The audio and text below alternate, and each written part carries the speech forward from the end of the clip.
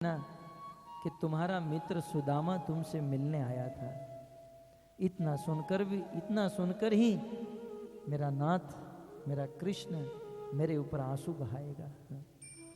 सुदामा जी ने जब यह कहा तब भक्तों एक द्वारपाल को दया आई। बोले हो सकता है कभी मित्र बना लिया हो। वह द्वारपाल गया कृष्ण के पास। उस समय कृष्ण अनेकों ऐश्वर्यों के बीच में सोने की थाली थी, सोने का सिंहासन, रुक्मणी सत्यभामा चामर डुला रही थी, बहुत सुंदर नृत्य हो रहा था, रास हो रहा था। उसी समय वह द्वारपाल भगवान श्री कृष्ण के पास आया और वह द्वारपाल कहता है, कवि ने बहुत सुंदर रचना की। शीश पगान जगा तन पे प्रभु जाने सो आई, बसे के ही गामा धोती फटी सी लटी दुपटी और उपाय उपा नहीं की नहीं सामा। प्रभु एक व्यक्ति आया है, पांव में चप्पल खड़व नहीं है। कहां से आया है? बोले वो कहां से आया है नहीं बता रहा है, परंतु फटी हुई धोती पहनी है, अपने पांव के ऊपर खड़े रहने में समर्थ नहीं है, लकड़ी का सहारा लेकर खड़ा है। शीश पगान जगा तन पे कहां से आए बसे के ही गामा, धोती फटी सी लटी दुपटी अरुपाय उपा नहीं की नहीं सामा। क्या कर रहा है वो? मानो कृष्ण ने पूछा। द्वार खड़ो द्विज दुर्बल देखी, रयो चकसो वसुधा अभिरामा। वो द्वार पर खड़े खड़े एकमात्र आपके दर्शन की राह देख रहा है। तब कृष्ण ने पूछा, अरे उनका नाम पूछा कि नहीं तुमने? पूछत दीन दयाल को धाम है, पूछत दीन दयाल को दाम, बतावत आपनो नाम सुदामा है। द्वारपाल के मुख से सुदामा शब्द निकलते ही भगवान श्री कृष्ण उस सोने के सिंहासन से कूद गए, भोजन छोड़ दिया, अपनी पत्नियों को छोड़ दिया, दुपट्टा सरक गया और द्वारका की उस सड़क पर कृष्ण दौड़ने लगे। द्वारका के समस्त लोग रास्ते पर आ गए कि आज तक कृष्ण इस मार्ग पर तेज गति से चले नहीं है, आज कृष्ण इतनी तेज गति से दौड़ रहे हैं। आखिर कौन आया है? किसके लिए हमारे प्रभु दौड़ रहे हैं? कृष्ण दौड़कर सुदामा को पकड़ लेते हैं, सुदामा को आलिंगन कर लेते हैं। सुदामा की दीन दशा को देखकर कृष्ण के आंखों में आंसू आ गए, सुदामा के आंखों में आंसू आ गए और गले मिलते हुए कृष्ण ने इतना ही कहा, मित्र मित्र ऐसी स्थिति हो गई, एक बार तो मुझे याद कर लिया होता, एक बार सुदामा यदि मुझे याद कर लिया होता तो ये दिन आपको देखना ना पड़ता। परंतु भक्तों उस समय सुदामा जी इतना ही कहता है कि श्याम सुंदर कृष्ण, यदि मैंने आपको नहीं बताया तो क्या आप नहीं जानते थे मैं कितना दुखी? जगत ईश्वर, जगत स्वामी, कुरुक्षेत्र की भूमि पर वेदा हम समतितानी कहने वाले, आप नहीं जानते थे? कृष्ण बार बार कह रहे हैं, सुदामा जी एक बार याद कर लिया होता। दोनों एक दूसरे को छोड़ने का नाम नहीं ले रहे हैं। कृष्ण ने सोचा यदि और कुछ देर अखबार में रखूंगा तो बेचारा मर जाएगा, बहुत सूखा हुआ देह था। सुदामा ने सोचा यदि और कृष्ण को पकड़ के रखूंगा तो मेरी हड्डी उनको लग रही होगी। दोनों ने एक दूसरे को छोड़ दिया। परंतु भक्तों उस समय जगत के नाथ ने सुदामा को अपने गोद में ले लिया, उठाकर आज मेरा सुदामा आया है। अपने भक्त को उठाकर भगवान लेकर गए। भगवान कहते हैं जहां भक्त मम पद धरे वहां धरू में हाथ।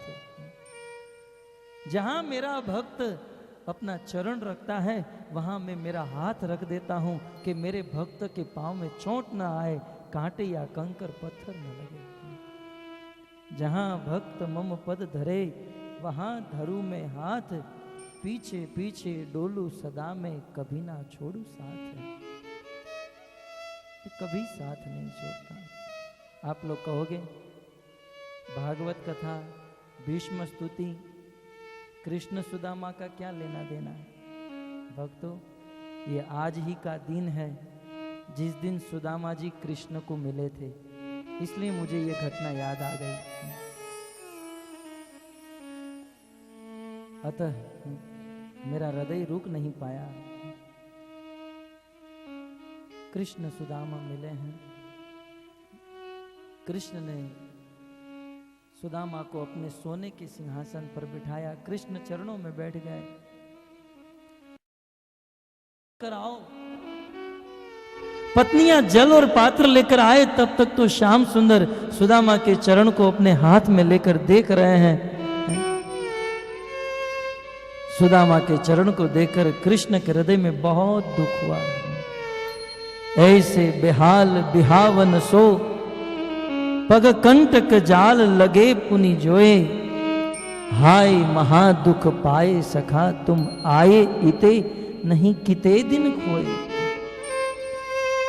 सखा मित्र, तुम्हारे पांव में इतनी बेवाई है, इतने कंकर हैं, इतने कांटे लगे हुए हैं। सुदामा की इस दीन दशा को देखकर, देखी सुदामा की दीन दशा, करुणा करके करुणा निधि रोए। श्रुति और शास्त्र जिसको करुणा का सागर कहता है, हे कृष्ण करुणा सिंधु, संसार जिसे करुणा का सागर कहता है, आज करुणा के सागर के आंखों में से आंसू आ गए। देखी सुदामा की दीन दशा, करुणा करके करुणा निधि रोए, पानी परात को हाथ छुयो नहीं, नैनन के जल से पग धोए। के लिए पानी और पात्र की जरूरत नहीं पड़ी। 16,108 रानियां पानी और पात्र अपने हाथ में लेकर खड़ी रह गई। भगवान श्री कृष्ण ने अपनी आंखों के आंसू से ही सुदामा के चरण को धो डाले, चरण धो दिए। इस प्रकार दो मित्र कृष्ण और सुदामा आज मिले हैं, और आज ही के दिन भगवान श्री कृष्ण ने अपनी कृपा कटाक्ष से सुदामा जी के जीवन की सारी दुख और दरिद्रता का विनाश कर दिया। भगवान श्री कृष्ण की कृपा से सुदामा की सारी दरिद्रता चली गई और वहां तो स्थिति ही बदल गई। उनकी पत्नी के लिए बहुत सुंदर महल तैयार हो गया। भगवान ने अपने जैसी द्वारिका नगरी ही सुदामा जी को दान में दे दी, लेकिन सुदामा को नहीं पता है। सुदामा तो कुछ जानते ही नहीं है। लगभग 10 दिन तक सुदामा जी कृष्ण के पास रहे, और आज से 10 दिन के बाद सुदामा जी निकले हैं। कृष्ण विदा कर रहे हैं, सुदामा जी नंगे पांव चलते हुए जा रहे हैं। कृष्ण सुदामा को छोड़, कृष्ण अब लौट जाओ। अंत में सुदामा जी कहते हैं, कृष्ण अब एक कदम भी आगे चले तो मेरी शपथ। रुक गए कृष्ण, सुदामा जी चले गए। परंतु जाते हुए जाते जाते जब तक सुदामा दिखाई दे रहे हैं, तब तक कृष्ण एक टक से देख रहे हैं, और आंखों से निरंतर अजस अविरत अश्रुधारा बह रही है। भक्तों, उद्धव जी ने पूछा, महाराज आज इतना रोना क्यों आ रहा है? आज आप इतने क्यों रो रहे हो? भगवान ने इतना ही कहा, उद्धव, ये ब्राह्मण कितना पवित्र है, ये मेरा भक्त कितना शुद्ध है। इतना दुख, इतनी दरिद्रता होने के बाद भी इसने मुझसे कुछ नहीं मांगा। देखिए, भगवान उस भक्त के विरह में रोते हैं जो भक्त भगवान से कुछ नहीं मांगते हैं, और हम लोग भगवान के मंदिर में जा जाकर भीख मांगते हैं, जय जगदीश हरे, दे दो दे दो, क्या मांगे हैं? इतना सुंदर मनुष्य जीवन दिया, भारत भूमि में जन्म दिया, जीवन टिक सके, हवा पानी प्रकाश भोजन, भजन करने के लिए उपयुक्त शरीर, अब क्या चाहिए? परंतु फिर भी आज के लोग मांगते रहते हैं, मांगते रहते हैं। मैं ये नहीं कहता हूं कि भगवान से नहीं मांगना चाहिए, परंतु मैं ये कहता हूं जो लोग भगवान से नहीं मांगते हैं ना, भगवान उनसे बहुत प्रेम करते हैं। उदाओ, ये ब्राह्मण कितना पवित्र है, इतना दुख, इतनी दारिद्रता होने के बाद भी एक बार भी मुझे बताया नहीं, एक बार भी मुझे कहा नहीं कि मैं दुखी हूं। और उद्धव क्या बताऊं, मैं चाहता तो मेरा सोने का रथ सुदामा को द्वारिका से पोरबंदर पहुंचा देता, मैं मेरे सोने के रथ पर सवार करके सुदामा को पोरबंदर पहुंचाता, परंतु उद्धव ये ब्राह्मण इतना पवित्र है, इतना पवित्र है कि जिस जिस स्थान पर ये ब्राह्मण अपना कदम रखेगा वह भूमि पवित्र करता जाएगा। आज मैं मेरी द्वारिका को पवित्र करना चाहता हूं उद्धव, इसलिए इस ब्राह्मण को मैं रथ नहीं भेजा। भगवान भी ऐसे भक्तों को प्राप्त करके अपने आप को और अपने धाम को पवित्र करते हैं। इसीलिए तो मैत्रेय मुनि भागवत के 3 स्कंद में विदुर जी से कहते हैं, तीर्थम कुर्वन्ति तीर्थानि। भगवान के भक्त तीर्थ को भी तीर्थ बना देते हैं। तो भक्तों, आज अक्षय तृतीया और आज ही के दिन कृष्ण और सुदामा का मिलन हुआ था। कितना पवित्र समय है, कितना पवित्र काल है। मेरे मन में तो ये हो रहा है, हो सकता है तो ये काल को मैं पकड़ कर रखूं, ये समय को मैं जाने न दूं। आप लोग को हो रहा है कि समय रुक जाए, परंतु दुर्भाग्य है, काल चक्र स्वयं भ्रमिणी, एक ऐसा चक्र है कि इसे पूरी दुनिया मिलकर भी रोक नहीं सकती। अतः जितना काल हमें मिल जाए उतने काल में भगवत भजन हो जाए तो जीवन सार्थक मानो। आइए आज के दिन की और एक महिमा, 3 महिमा तो आपने सुन ली, फिर से याद करा दो। आज के दिन वसंत ऋतु का अंत और ग्रीष्म प्रारंभ, आज ही के दिन द्रौपदी जी को अक्षय पात्र की प्राप्ति हुई, आज ही के दिन कृष्ण और सुदामा जी का मिलन हुआ, और आज ही के दिन जगन्नाथपुरी में जगन्नाथ जी को रथ पर सवार किया जाता है। आषाढ़ी बीज के दिन, आषाढ़ महीने की द्वितीया के दिन जगन्नाथ जी बहुत बड़े विशाल रथ में विराजमान होते हैं। तो जगन्नाथ जी के उस रथ को बनाने की तैयारी आज के दिन से प्रारंभ होती है। आज जगन्नाथ जी का रथ बनना प्रारंभ हो चुका है, और आषाढ़ महीने की द्वितीया के दिन जगन्नाथ जी अपने मंदिर से बाहर निकलेंगे। 5वीं महिमा, आज के दिन परम पराक्रमी भगवान के परम तेजस्वी अवतार श्री परशुराम जी का प्राकट्य हुआ था। आज ही के दिन परशुराम जी एक ऐसा व्यक्तित्व था, गौर वर्ण, लंबी जटाएं थी, और जिन दिनों में बड़े बड़े ऋषि मुनि साधु महात्मा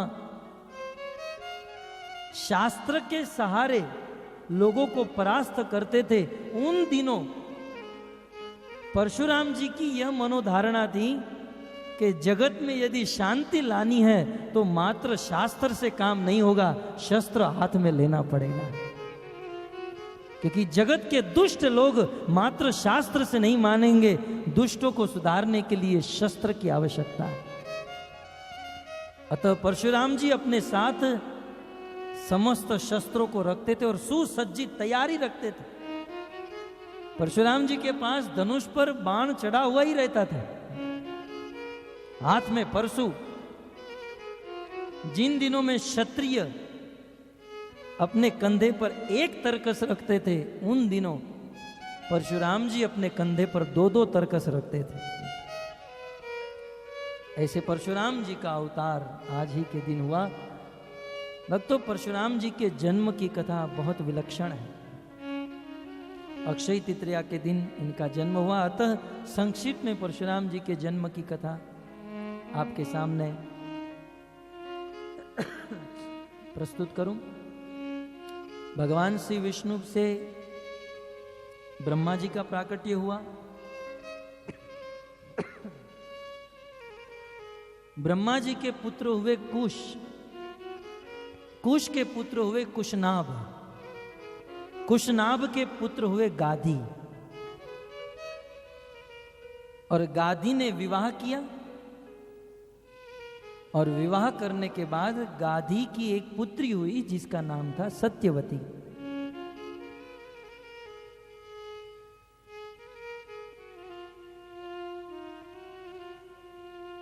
हरि बोल। जो सिटिंग अरेंजमेंट में खड़े हैं ना, जैसे लोग बैठे हैं वैसे ही बैठने रहने दीजिए, और जो नए आते हैं उसे खाली जगह पर बिठाइए। बैठे हुए व्यक्ति को खड़ा मत कीजिए। हरे कृष्णा हरे कृष्णा।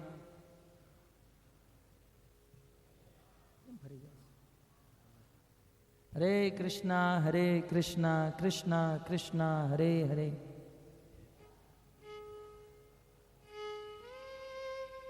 ब्रह्मा के कुश, कुश के कुशनाभ, कुशनाभ के गाधी। ये गाधी जो थे, ध्यान से सुनिए, बहुत विलक्षण घटना है। गाधी राजा जो थे वह क्षत्रिय थे, और राजा गाधी की पुत्री का नाम था सत्यवती, और इन्होंने क्षत्रिय होने पर भी अपनी कन्या का विवाह ब्राह्मण के साथ कराया, जिस ब्राह्मण का नाम था रुचिक ऋषि। तो क्षत्रिय कन्या का विवाह रुचिक ऋषि के साथ हुआ। एक दिन के बाद सत्यवती ने रुचिक ऋषि अर्थात अपने पति को कहा, पतिदेव मुझे संतान की प्राप्ति करनी है। तो रुचिक ऋषि ने कहा, संतान की प्राप्ति के लिए मैं कल यज्ञ करूंगा, यज्ञ से चरु उत्पन्न होगा और उससे तुम्हें गर्भ रहेगा। अब क्या पता, रातों रात सत्यवती ने अपनी मां को फोन लगाया होगा। गाधी की पत्नी सत्यवती की मां को फोन लगाया, माता जी मेरे पति कल मुझे चरु देने वाले हैं जिससे मैं गर्भवती होऊंगी। माता ने कहा, अच्छा तो मैं भी आने वाली हूं, गर्भवती होना है। सत्यवती की मां भी आ गई, गाधी की पत्नी आ गई, मां बेटी दोनों ने ऋचिक ऋषि से कहा। तो सास ने अपने दामाद को कहा, दामाद जी आप अपनी पत्नी के लिए चरचरू तैयार कर रहे हैं तो आप मेरे लिए भी कीजिए, क्योंकि मैं भी चाहती हूं मेरा भी एक पुत्र हो। कोई बात नहीं सासू जी, आप बैठ जाइए। पत्नी को भी बिठाया, सास को भी बिठाया, और यज्ञ प्रारंभ किया। और वक्तों उस यज्ञ से चरु उत्पन्न हुआ। 2 घड़ा था और 2 घड़े में चरु रखा गया था, उसमें श्लोक मंत्र अभिहित किए जा रहे थे। और यज्ञ के बाद रुचिक ऋषि ने अपने हाथ से एक चरु का पात्र अपनी पत्नी को दिया, एक अपनी सास को दिया, कहा आप दोनों अपना अपना भाग खा लेना, आप गर्भवती हो जाओगी। यह कहकर रुचिक ऋषि स्नान करने के लिए चले गए। अब जैसे ही स्नान करने गए, स्त्रियों का स्वभाव, मां ने अपनी बेटी सत्यवती से कहा, बेटा तुम तो जानती हो संसार में सब लोग स्वार्थी होते हैं। तुम्हारे पति ने तुम्हारे लिए जो चरु बनाया होगा वो तो बहुत अच्छा बनाया होगा, उसमें बहुत गुण डाले होंगे, इसलिए तुम्हारा लड़का तो अच्छा ही होगा। और आज पराये को कौन पूछता है? तो मेरा चरु जो होगा वो तुमसे थोड़ा वीक होगा। अब इसमें क्या वीक और श्रेष्ठ और बेस्ट? देखो बेटा, तुम तो ब्राह्मण हो और हम लोग क्षत्रिय हैं, और क्षत्रियों के पुत्र को राजा होना पड़ता है, पूरी दुनिया पर शासन करना पड़ता है। इसलिए बेटा एक काम करो, तुम्हारा चरु मुझे दे दो, मेरा चरु तुम रख लो। अब माँ के सामने बेटी क्या बोले?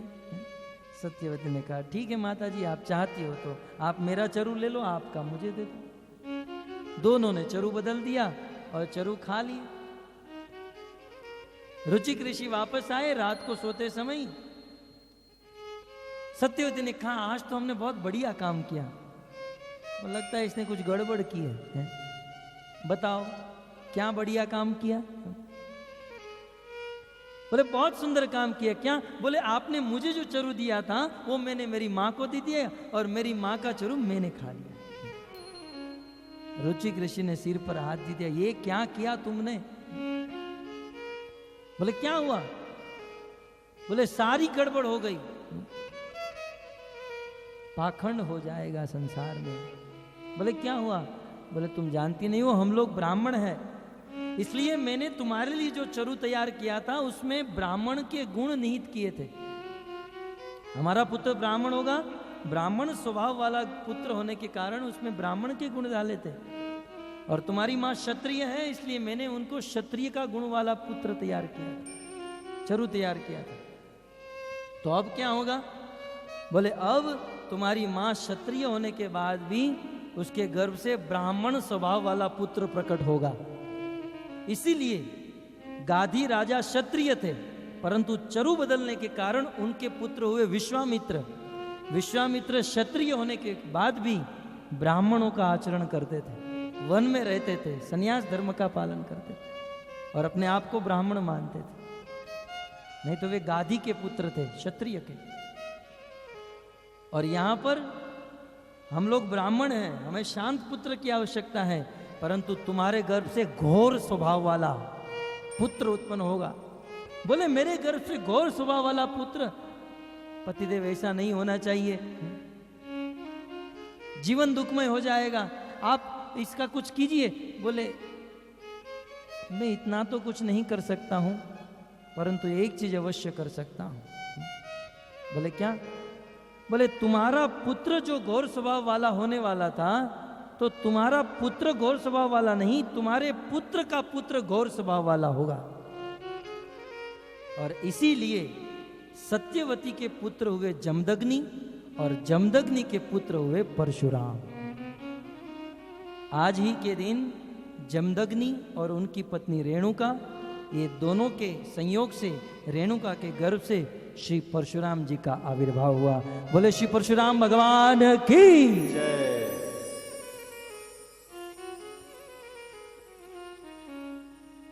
परशुराम जी प्रकट हुए। आइए इनकी कुछ लीला सुननी है। परशुराम जी परम पराक्रमी थे, अपने पिता के आज्ञाकारी पुत्र थे। एक समय की बात, जमदग्नि ऋषि यज्ञ कर रहे थे और यज्ञ में कुछ जल की आवश्यकता थी। अपनी पत्नी रेणुका को भेजा, जाओ जरा जल लेकर आओ। रेणुका गई जल लेने के लिए। वहां पर गंधर्वों का विहार देखने में कुछ समय लग गया। यज्ञ का मुहूर्त चला गया, जल लेकर आई।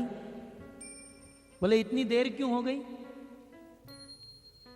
जमदग्नि ऋषि ने अपने मन में स्मरण करके, ध्यान करके देख लिया, गंधर्वों का स्मरण, गंधर्वों का दर्शन करने में इन्होंने देर लगा दी। कुछ समय के बाद परशुराम जी, त्वमेव बंधु च सखा त्वमेव। जहां मां की महिमा बताई जाती है, उस मां को काट डाला, अपने भाइयों को काट डाला, क्या ये आचरण है? परंतु भक्तों, परशुराम जी जानते थे कि यदि मैं मेरे पिता को प्रसन्न कर लूंगा तो वे कोई भी वर देने में समर्थ है। अतः परशुराम जी ने जैसे ही मां और अपने भाइयों का गला काटा, तुरंत जमदग्नि ऋषि प्रसन्न हो गए। बेटा, आज मैं तुम पर प्रसन्न हूं, जो चाहिए वो मांग लो। परशुराम जी ने कहा, पिताजी दो चीज रामायण में वर्णन है, चलत दशानन डोलती अवनी। जिस रावण के चलने पर यह धरा कांपने लगती थी, जिस रावण के मुख से शब्द निकलने पर गर्भवती स्त्री अपने गर्भ को त्याग देती थी, जो रावण अपने बिस्तर से खड़ा होता था देवताओं समेत समस्त लोकपाल कांपने लगते थे।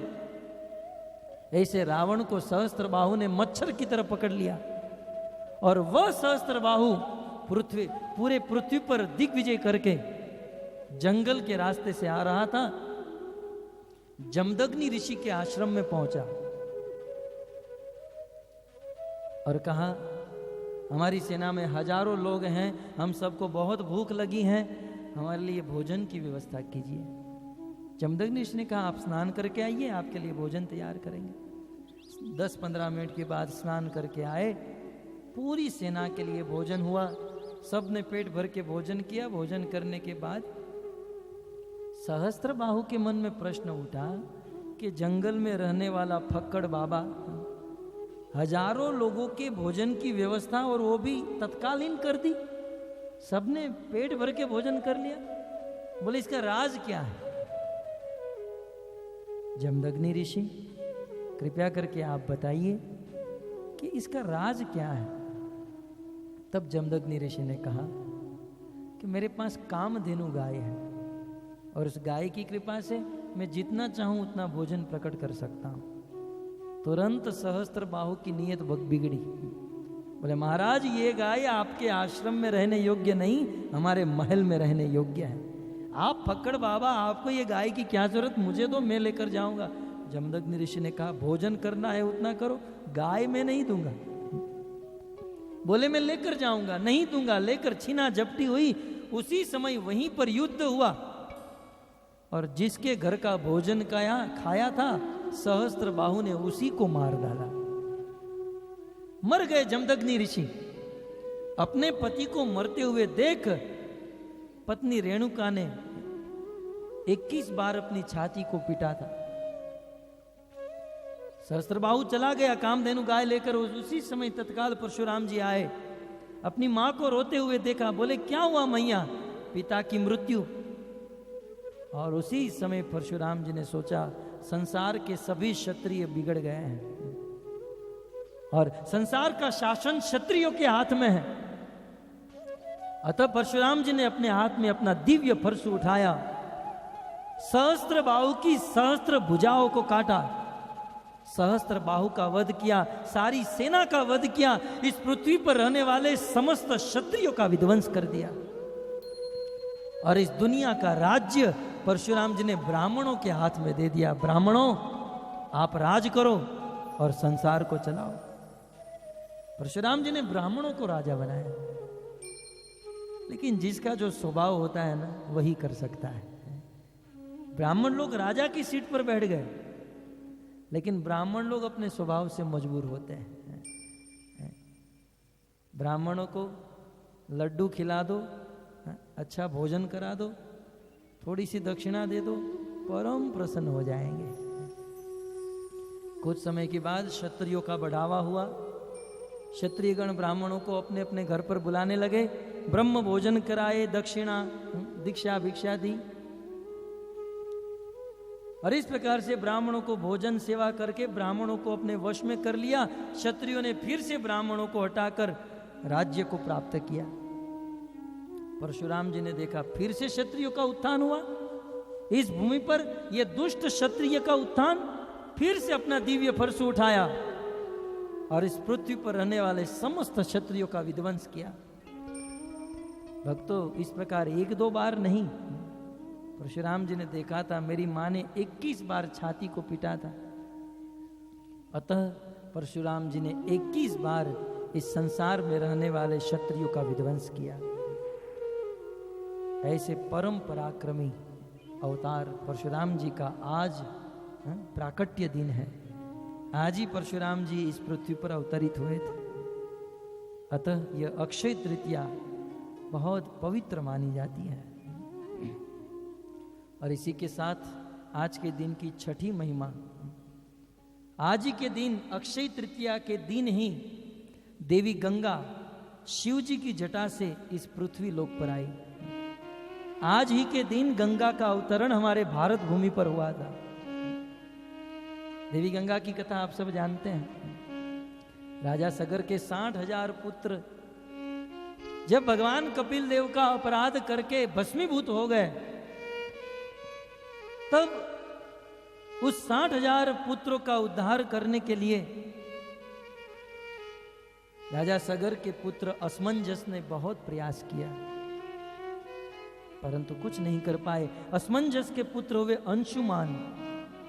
अंशुमान जी ने तपस्या करके भगवान कपिल देव को प्रसन्न किया। भगवान कपिल देव ने कहा, आपके 60,000 पितरों का उद्धार हो सकता है कब? जब देवी गंगा ब्रह्मलोक से पृथ्वी पर आए और 60,000 पितरों की अस्थि गंगा में डालो, तब इनका उद्धार हो सकता है। तब अंशुमान जी ने, उस समय देवी गंगा ब्रह्मलोक तक आ चुकी थी।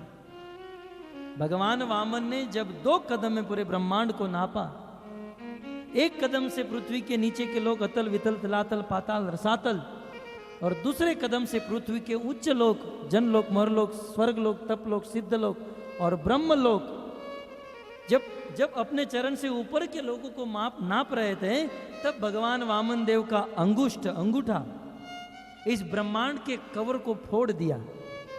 इस ब्रह्मांड के कवर के ऊपर कारण समुद्र है, उस कारण समुद्र का जल उस छिद्र से नीचे आया। ब्रह्मा जी ने, क्योंकि सबसे ऊपर का लोक ब्रह्मलोक है, अतः कारण समुद्र के जल को ब्रह्मा जी ने अपने कमंडल में धारण कर लिया। ये दिव्य जल ब्रह्मलोक तक आया, परंतु ब्रह्मलोक से इस पृथ्वी पर अंशुमान जी नहीं ला पाए। अंशुमान के पुत्र हुए दिलीप। राजा दिलीप ने बहुत प्रयास किया, तपस्या की, परंतु देवी गंगा को पृथ्वी पर नहीं ला पाए। अंत में दिलीप के पुत्र हुए भगीरथ। भगीरथ जी ने अपनी तपस्या से देवी गंगा को प्रसन्न किया। देवी गंगा मूर्तिमान भगीरथ जी के सामने आई, बोले क्या है? बोले, हे माते, आप ब्रह्मलोक से पृथ्वी लोक पर आइए। तब देवी गंगा ने 2 शर्त कही, मैं पृथ्वी लोक पर आऊंगी, परंतु मेरी 2 शर्त है। प्रथम शर्त, सुखदेव गोस्वामी कहते हैं, देवी गंगा ने कहा, कोपी धारयिता वेगम पतंत्या में मही तले। भगीरथ जी, जब मैं ब्रह्मलोक से गिरूंगी तब मेरा वेग प्रचंड गति से होगा, और ब्रह्मलोक से मैं पृथ्वी लोक पर गिरूंगी, मेरा तेज वेग होने के कारण पृथ्वी लोक को भेद कर मैं रसातल में चली जाऊंगी, और जो जीव नरक में है वह खामखा उनका उद्धार हो जाएगा, प्रकृति पलट जाएगी।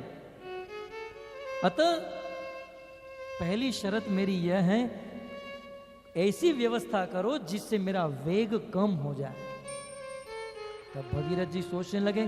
तुरंत भगीरथ जी उस समय कैलाश में शिव जी के पास गए। भोलेनाथ जी, आपके शरण में आया हूं। शंभो शरणे पड़ी मांगो घड़ी रे घड़ी कष्ट कापो दया करी शिव दर्शन या। शिव जी के चरणों में गए, शिव जी को प्रसन्न किया। कहा, भोलेनाथ जी, आपके शरण में आया हूं। गंगा देवी ब्रह्मलोक से पृथ्वी लोक पर आना चाहती हैं, परंतु उनके वेग को रोकना है। शिव जी ने कह दिया, भगीरथ जी, जाओ गंगा को जाकर कह दो, उस गंगा के वेग को रोकने के लिए मैं तैयार हूं। और गंगा को कह दो, ब्रह्मलोक से वह गंगा सीधी मेरी जटा पर आए। मैं मेरी जटा पर, मैं गंगा को मेरे मस्तक पर धारण करूंगा। संतों ने प्रश्न उठाया, शिव जी चाहते तो अपने योग बल से किसी आसन पर, किसी वस्तु पर, किसी पत्थर पर गंगा को धारण कर सकते थे। शिव जी ने गंगा को अपनी जटा पर ही क्यों धारण किया? शिव जी ने यही सोचा कि जिस भगवान के चरण को प्राप्त करने के लिए बड़े बड़े ध्यानी करोड़ों करोड़ों जन्मों तक ध्यान करते हैं, परंतु अपने ध्यान तक में भगवान के चरण को ला नहीं पाते हैं। योगी लोग यत्न करते रह जाते हैं, परंतु उस भगवान के चरण का दर्शन तक नहीं कर पाते हैं। यदि उस भगवान के चरणों से स्पर्श होकर निकला हुआ जल इस पृथ्वी पर आना चाहता है, तो क्योंकि वह जल भगवान के चरणों से स्पर्श हुआ है, इसलिए इस जल को तो मैं मेरे मस्तक पर धारण करूंगा, और वह जल मेरे मस्तक पर धारण करके मैं गंगाधर बन जाऊंगा, मैं धन्याति धन्य हो जाऊंगा। एक कवि ने बहुत सुंदर कहा है, शिव जी का जो नाम है, शिव जी की जो महानता है, इसका कारण यही है कि अपने मस्तक पर गंगा को धारण किया है। यदि वो गंगा को धारण नहीं करता तो शिव को आज कौन पूछता। न तो कोई सुंदर वेश है, मृग चर्म धारण लपेटे बैठे हैं, शमशान की भस्म लगाते हैं, न कभी स्नान करते हैं, न कभी बाल बनाते हैं, कोई घर नहीं है, संगति भी भूत पिशाच की करते हैं, शमशान में उनका स्थान है।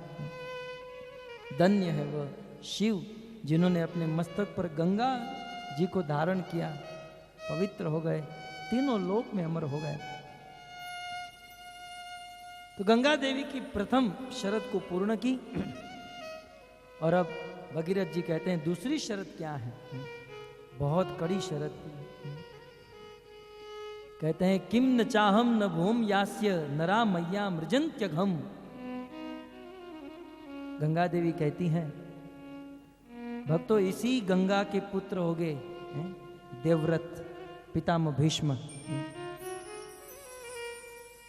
अतः गंगा की कथा हम अभी से ही श्रवण कर लेते हैं।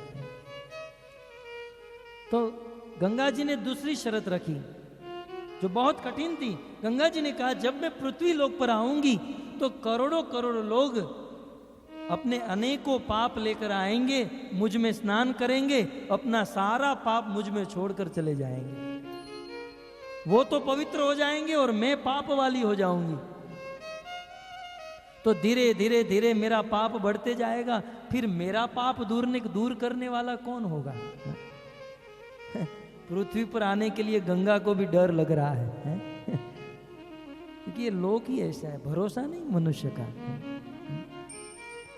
और विशेष करके मनुष्य का। आप हाथ में दाने लेकर गाय के या भैंस के पांव में डाल दो, कबूतर आएंगे तुरंत उसे खाकर चले जाएंगे।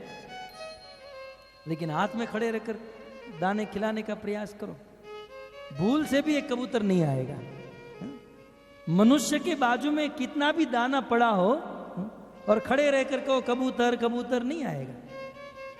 और मनुष्य को छोड़कर वह दाना किसी भी पशु के पास रख दो, तुरंत आकर खा लेंगे। क्योंकि आज पशुओं को, अन्य जीवों का उतना भय नहीं है जितना मनुष्य का है। परम पवित्र भगवान के चरणों से निकलने वाली गंगा को उतना भय नहीं जितना मनुष्य का भय है। बोले ये लोग मुझे अपवित्र कर देंगे, मुझे पाप वाली बना देंगे, तब मेरा पाप दूर करने वाला कोई इस पृथ्वी पर। तब भगीरथ जी ने बहुत सुंदर बात बताई। हे देवी, मैं मानता हूं कि आप में स्नान करने के लिए अनेक पापी आएंगे, अपना पाप छोड़कर चले जाएंगे, परंतु आप गंगा में स्नान करने के लिए कभी कभी भगवान श्री कृष्ण के शुद्ध भक्त आया करेंगे। और जब कृष्ण के शुद्ध भक्त आपके जल में स्नान करेंगे, तब आपके जल में जितना भी पाप है वे सारे पाप को धो डालेंगे, वे आपको पवित्र बनाकर चले जाएंगे। अतः आपको संशय करने की आवश्यकता नहीं। यह है भक्तों की महिमा है। इसलिए तो नरोत्तम दास ठाकुर ने गाया है, गंगार परश हैल पश्चात पावन। गंगार पश्चात पावन। यदि गंगा से पवित्र होना है तो यहाँ से बोरीवली जाना होगा, और हरिद्वार तो एक ही ट्रेन जाती है, देहरादून 3 दिन में पहुंचाती है। देहरादून में बैठकर 3 दिन तक ट्रेन में बैठो, हरिद्वार उतरो, हर की पौड़ी जाओ और हर की पौड़ी के तट पर गंगा में स्नान करो, और वह भी श्रद्धा के साथ। यदि श्रद्धा नहीं है तो गंगा में स्नान करने के बाद भी कोई फल नहीं। तो विचार करो, यहां से ट्रेन में बैठो, संकल्प करो, श्रद्धा रखकर गंगा में स्नान करो, तब जाकर पवित्रता आती है। परंतु नरोत्तम दास ठाकुर कहते हैं कि वैष्णव का मात्र दर्शन कर लो, चाहे विरार में बैठे हो, मुंबई में बैठे हो, किसी वैष्णव को अपने आंखों से देख लो, हृदय में सारे पाप निकल जाएंगे और परम पवित्रता आ जाएगी। दर्शन पवित्र करो एक मार्ग गुण, दर्शन पवित्र करो एक मार्ग गुण, बार करुणा करो वैष्णव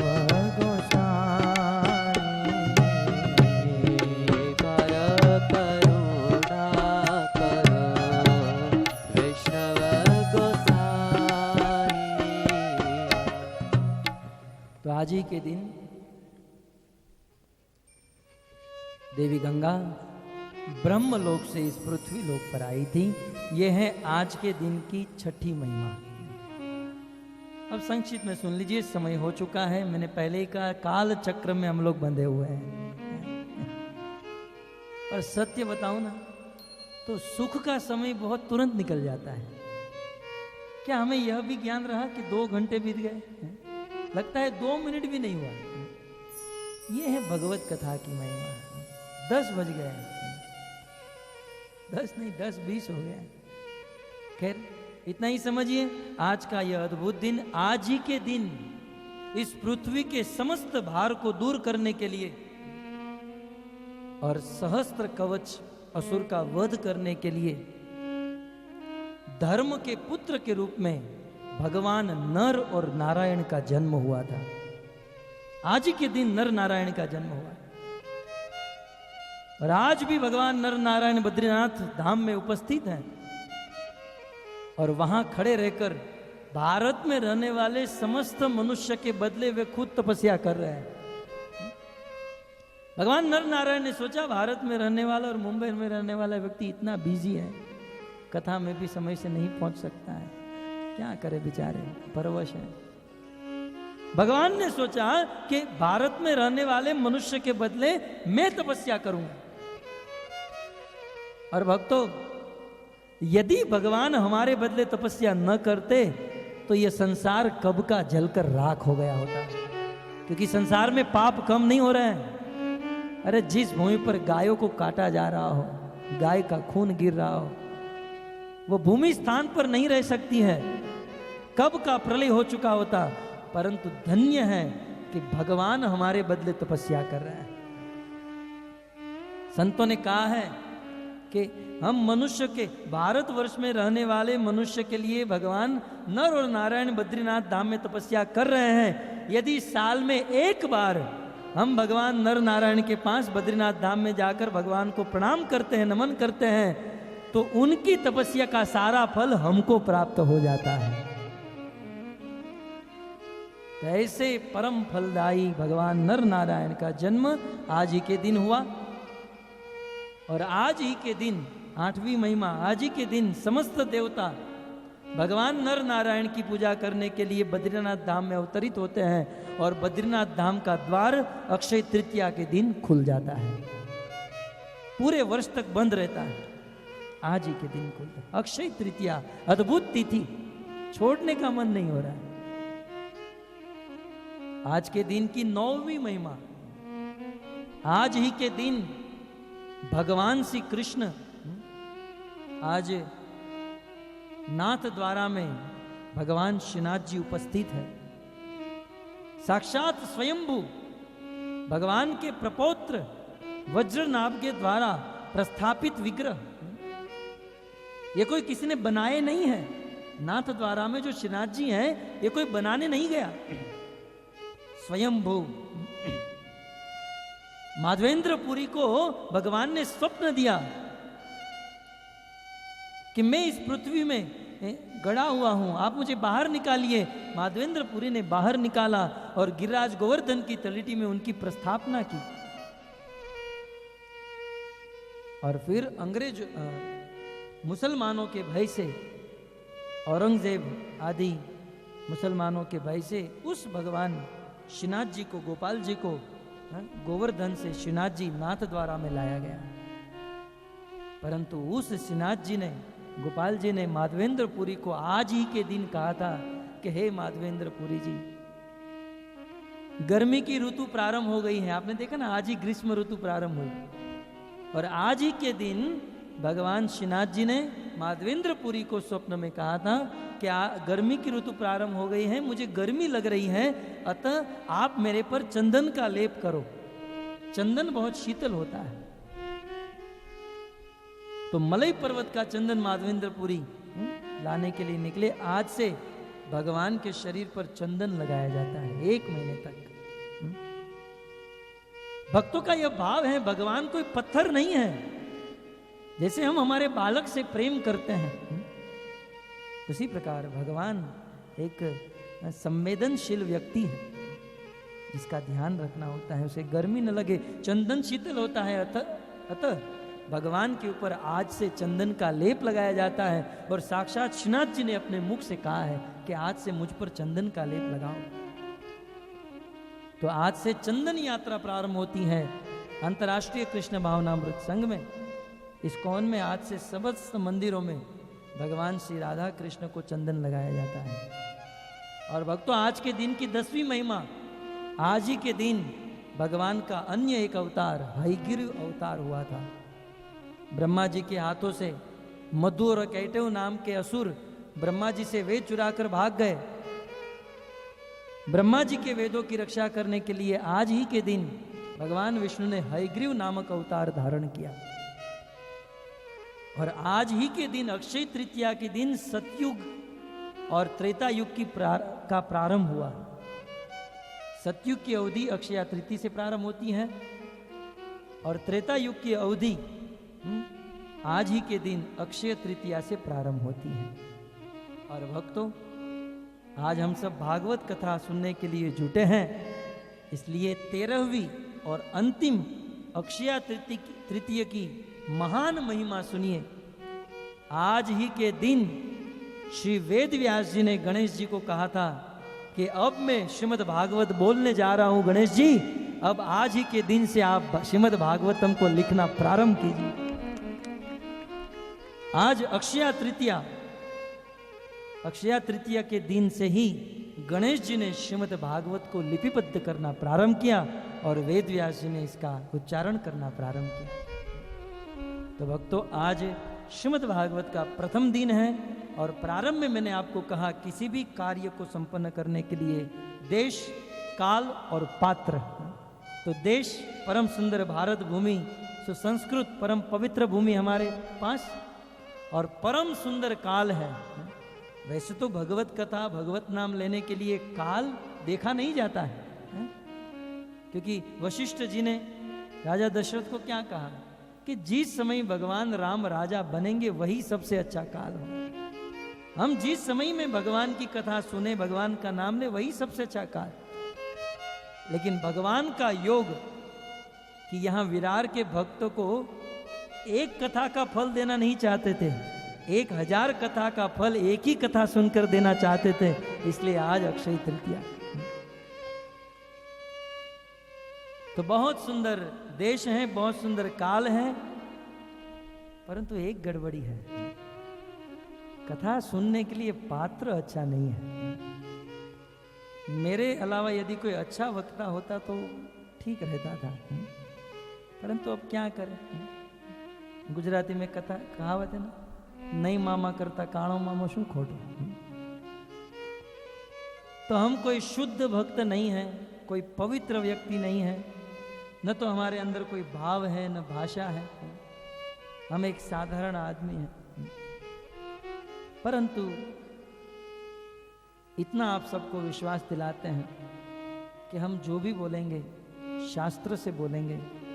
यहाँ पर जो भी वर्णन होगा शास्त्र की बातों का वर्णन होगा, और यहाँ पर जो भी कार्य होगा एकमात्र कृष्ण को प्रसन्न करने के लिए होगा। और जहाँ कृष्ण प्रसन्नता हेतु कार्य होता है ना, वहाँ कितनी भी त्रुटियां भी क्यों न हो, भगवान त्रुटियां नहीं देखते हैं, भगवान तो अपने भक्त का भाव देखते हैं। तो आप सभी भक्तों से निवेदन है आप सब भागवत प्रेमी, धर्म प्रेमी, सनातन धर्मी श्रद्धालु भक्तों के चरणों में नम्र निवेदन है कि आज से श्रीमद् भागवत कथा रूपी गंगा यहाँ से बहना प्रारंभ हो गई है। बस अब इस गंगा में जितना हो सकता है उतना गोता मारो। गाते हैं ना, आवो भाइयों आवो बहनों कथा गंगा ना वो, आओ भाइयों गाइए सब। आओ बहनों कथा गंगा नावो। आओ भाइयों आओ बहनों कथा गंगा ना वो, आओ भाइयों आओ बहनों कथा गंगा नावो। वैष्णव थवा माटे लेवा जे बोलावो। वैष्णव थवा माटे।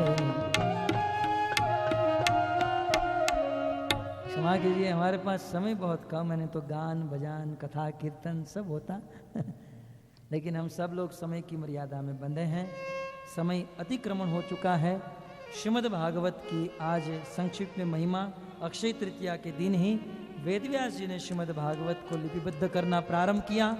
अब कल हम सब लोग बद्रीनाथ में पहुंचेंगे, जहां पर वेदव्यास जी बैठे हैं, मन विचलित हैं। नारद मुनि का उपदेश होगा, भागवत का संकलन होगा और फिर श्रीमद् भागवत के द्वारा पितामह भीष्म का चरित्र और पितामह भीष्म के द्वारा स्तुति। सभी भक्तों से निवेदन है, समय से आ जाइए, भाव से आइए और आते समय भागवत जी को प्रणाम कीजिए, भगवान को प्रणाम कीजिए, धैर्य से कथा सुनिए। और कथा के बाद सभी भक्तों के लिए हमारे भक्तों ने बहुत बढ़िया प्रसाद की व्यवस्था की है। हमारे इस्कॉन में प्रसाद माने ये वाला प्रसाद नहीं, ये वाला प्रसाद पेट भरकर। तो घर पर चिंता नहीं है, अपने पतियों को कह दीजिए ऑफिस से सीधे कथा में आइए। भक्तों ने बहुत सुंदर व्यवस्था कर रखी है। तो और वैकेशन भी चल रहा है, अपने बच्चों को बहुत सुंदर संस्कार मिलेंगे। बच्चों के लिए, माताओं के लिए, प्रभु जियों के लिए, सब के लिए बहुत सुंदर अवसर है। भागवत रूपी गंगा में स्नान कीजिए, अपने जीवन को धन्य कीजिए। हरे कृष्णा हरे कृष्णा कृष्णा कृष्णा हरे हरे, हरे राम राम राम हरे हरे। हरे कृष्णा अंतर्राष्ट्रीय कृष्ण भावनामृत संघ द्वारा प्रस्तावित 7 दिवसीय भागवत कथा में आए हुए सभी भागवत प्रेमी भक्तों का हम हार्दिक स्वागत करते हैं। और सर्वप्रथम हम आभार व्यक्त करना चाहेंगे हिज ग्रेस श्रीमान लाल गोविंद प्रभु जी का, जिनके मुखारविंद से आज इस परम पवित्र तिथि अक्षय तृतीया का और इस तिथि को पवित्र बनाने वाली भगवान की और भगवान की लीलाओं का आज हम सभी ने यहाँ पे श्रवण किया। तो आइए बड़े उत्साह के साथ महामंत्र के द्वारा हम उनका अभिनंदन करें। हरे कृष्णा कृष्णा कृष्णा हरे हरे, हरे राम राम राम हरे हरे।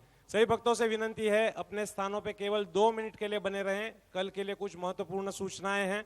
सभी भक्तों से विनंती है, अपने स्थानों पे 2 मिनट बने रहें। प्रसाद अभी प्रारंभ नहीं हुआ है, तो वहां बिल्कुल भीड़ न जमाएं।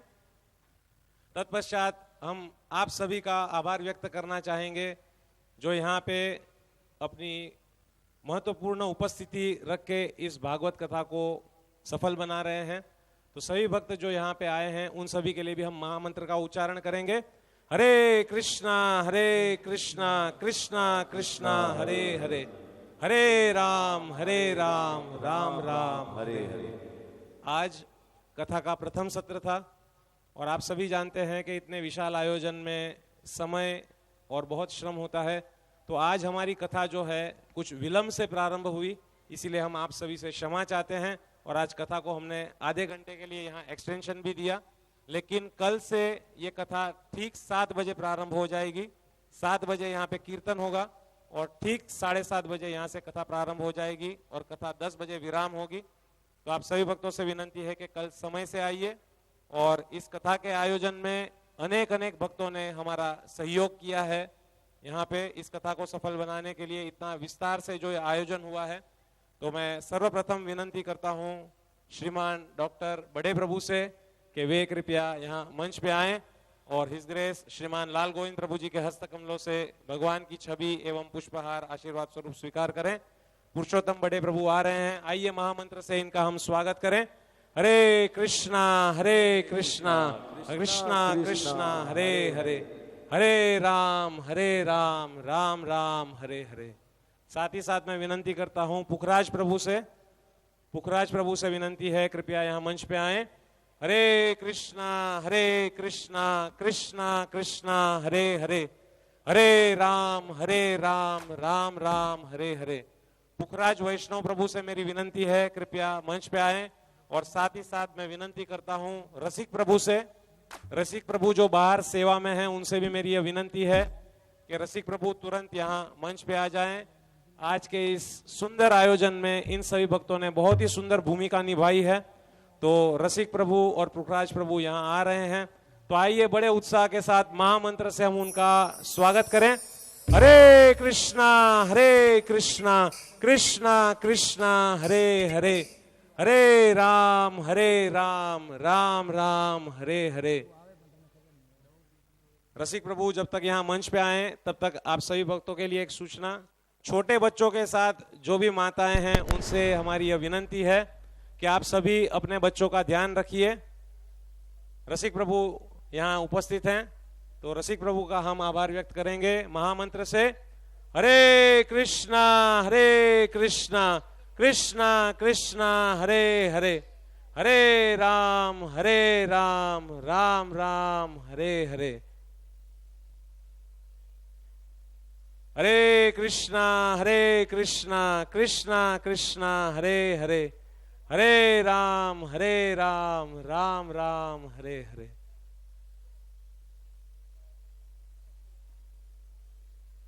पुखराज प्रभु ने भी बहुत सुंदर यहाँ पे हमें हमारी मदद की है, तो पुखराज प्रभु का भी हम महामंत्र से स्वागत करेंगे।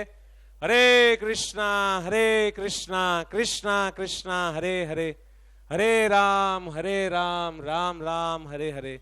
रसिक प्रभु और श्रद्धा माता जी से विनंती है मंच के पास बने रहें। डॉक्टर साहब से भी विनंती है मंच के पास बने रहें। जैसा मैंने बताया, सभी माताओं से हमारी यह विनंती है कि आपके साथ जो छोटे बच्चे आते हैं उनका आप ध्यान रखिए, क्योंकि आज भी हम देख रहे थे छोटे बच्चे यहाँ वहाँ भाग दौड़ कर रहे थे, टीवी के पास जो है ठीक तरह से कार्य नहीं हो रहा था। तो आप सभी से विनंती है, जो भी छोटे बच्चों के साथ आते हैं कृपया पंडाल के पिछले परिसर में बैठिए। और छोटे बच्चों के लिए बहुत ही सुंदर यहाँ पे एक फन स्कूल का आयोजन जो है वो नरसिंह देव के ऑल्टर के पास हो रहा है, जो श्वेता माता जी, सोनल माता जी इत्यादि सभी भक्तों के द्वारा किया जा रहा है। तो आप यहाँ कथा श्रवण कीजिए और अपने छोटे बच्चों को उनकी निगरानी में रख दीजिए, और वहाँ पे उनको बहुत ही सुंदर संस्कारों का सिंचन किया जाएगा। तो आप इस बात का ध्यान रखिए। अभी श्रीमद् भागवतम जी की आरती होगी और तत्पश्चात सभी भक्तों के लिए प्रसाद की व्यवस्था है। प्रसाद प्रचुर मात्रा में है, सभी के लिए है, तो सभी से विनंती है प्रसाद के समय बिल्कुल भाग दौड़ मत कीजिए, संयम का पालन कीजिए और प्रसाद जितना चाहिए उतना पाइए, लेकिन प्रसाद का एक दाना भी बिगाड़िए नहीं। सभी भक्तों से हमारी यह विनंती है। और मैं विनंती करता हूं डॉक्टर साहब से, रसिक प्रभु से और पुखराज प्रभु से। पुखराज प्रभु, आप सपरिवार यहाँ आरती के लिए पधारिए। अभी श्रीमद् भागवतम जी की आरती होगी और जैसा मैंने बताया कल का सत्र ठीक 7 बजे प्रारंभ होगा। तो आप सभी भक्तों से विनंती है कि आप सभी ठीक 7 बजे यहाँ आ जाएं। और जो भी भक्त तन मन धन से किसी भी प्रकार से इस कथा के आयोजन में सहयोग करना चाहते हैं तो पीछे हमारा कथा का डोनेशन काउंटर है, वहाँ पे आप लक्ष्मी की भी सेवा कर सकते हैं, अन्नदान भी कर सकते हैं। तो आप सभी भक्तों से हमारी यह विनंती है कि इस भगीरथ कार्य में आप सभी हमको सहयोग कीजिए और अपना जो जीवन है इसको सफल बनाइए। सभी भक्तों से विनंती है अपने स्थानों पे। और विशेष रूप से जैसे कि आज आपने कथा में श्रवण किया कि अक्षय तृतीया की क्या महिमा है, तो आपको और एक बात बता दूं कि अक्षय तृतीया के दिन दिया गया जो दान है उससे हम अनेकों गुना फल जो है प्राप्त कर सकते हैं। तो आज बहुत ही महत्वपूर्ण दिवस है और सुबह से आज हम सभी से मिल रहे हैं, तो अनेकों भक्तों ने आज के दिन बहुत सुंदर दान किया है। तो यदि किसी भक्त की दान करने की इच्छा हो तो आप कथा डोनेशन काउंटर पे अवश्य ही भावना माता जी और दीपक परमार और गुलाब प्रभु वहां बैठे हैं, उनका संपर्क कीजिए। अभी भागवतम जी की आरती होगी, सभी भक्तों से विनंती है अपने स्थानों पे खड़े हो जाइए और भागवतम जी की आरती के पश्चात सभी भक्तों के लिए प्रसाद की व्यवस्था है। हरे कृष्ण। रसिक प्रभु से और पुखराज प्रभु से विनंती है तुरंत ही मंच के पास आ जाएं। रसिक प्रभु और पुखराज प्रभु तुरंत मंच के पास आ जाएं। हरे कृष्ण। हरे कृष्ण हरे कृष्ण।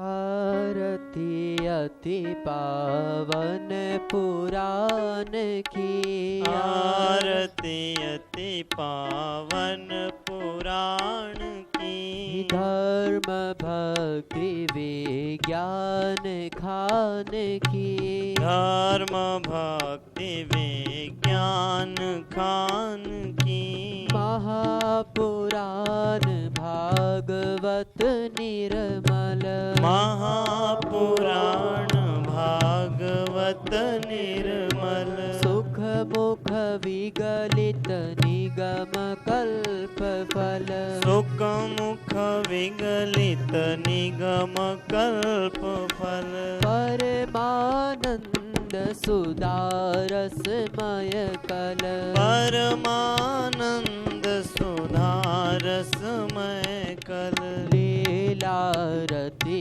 रस रस निधान की, लीलारती रस रस निधान की, आरती अति पावन पुराण की, आरती अति पावन पुराण की, कलिमल मथनि त्रिताप निवारिणी, कलिमल मथनि त्रिताप निवारिणी, जन्म मृत्युमय भव भयहारिणी, जन्म मृत्युमय भव भयहारिणी, सेवत सतत सकल सुखकारिणी, सेवत सतत सकल सुखकारिणी, सुमहो सति हरि चरित गान की, सुमहो सदी हरि चरित गान